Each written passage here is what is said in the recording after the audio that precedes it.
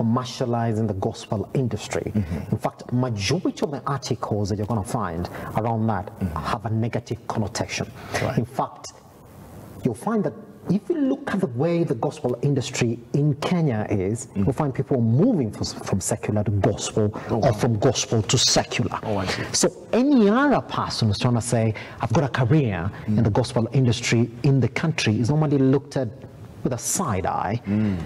Chaalla, I like to draw it back. That's a conversation for the day. But then let's talk about you. Who are you?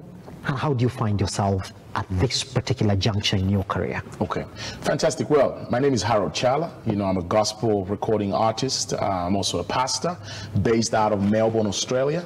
And, you know, I was singing from a young age, you know, when I gave my life to Christ back in '91. You know, when I gave my life to Christ, I didn't even know I could sing. I remember visiting the church library, and the worship team was practicing on the other side of the library, and I began humming along to one of the songs that they were singing at the time. I think it was Don Moen, God Will Make a Way. And while I was singing, they actually thought that I was the worship leader who was running late. They didn't know it was just little me trying to pick up books. And that's how I was discovered. They came in and said, oh, wow, come join us. And from that time, I never looked back. I started growing in music, you know, growing up from Zambia, humble beginnings, you know, in a place where, you know, the same challenges that you're talking about are still there today.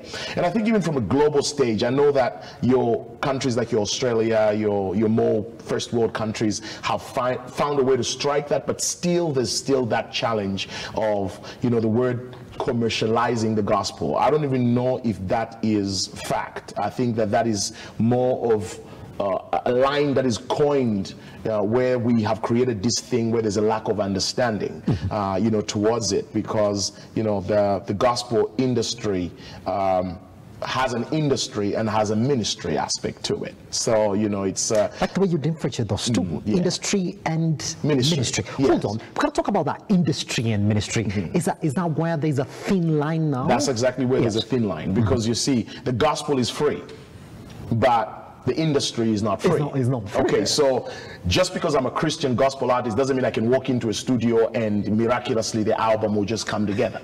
There's going to be money exchanging hands. There's going to be bringing on different skills, producers, you know, record company executives, you know, marketing companies, printing and distribution, branding companies. All of these guys don't survive on air. You can't tell them God bless you and they'll just do it for free. So there's money involved there. Anywhere where there's an exchange of money, it becomes the industry.